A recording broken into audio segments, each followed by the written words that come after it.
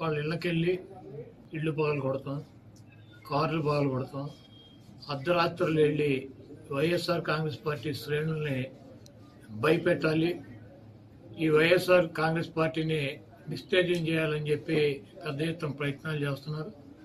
వాటిల్లో కొన్ని చోట్లయితే ఫిజికల్గా వ్యక్తుల మీద దాడి చేయటం, కాళ్ళు ఇరక్కొడతాం, చేతులు ఇరక్కొడతాం, తల్ల బాగలు కొడతాం. అదేవిధంగా ఈ గ్రామాల్లో కానీ ఇక్కడ కానీ మీరు ఉండకూడదని చెప్పి వార్నింగ్లు ఇవ్వటం అనేక రకాలుగా చేస్తున్నారు.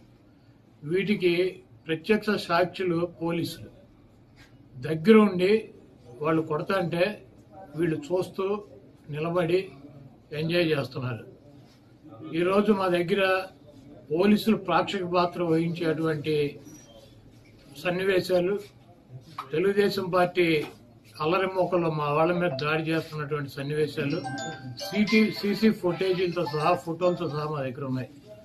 మేము ఎస్పీ గారికి కానీ లేదా లోకల్గా ఉన్నటువంటి పోలీస్ స్టేషన్లో కానీ కంప్లైంట్ ఇచ్చినా, ఒకవేళ మాకు ముందు సమాచారం ఉండి ఇట్లా గొడవ జరిగేటువంటి పరిస్థితి ఉందని చెప్పినా కూడా వాళ్ళు వచ్చి ప్రేక్షక పాత్ర వహించడం, అదేవిధంగా ఎటువంటి కేసులు కూడా కట్టినటువంటి పరిస్థితి లేదు.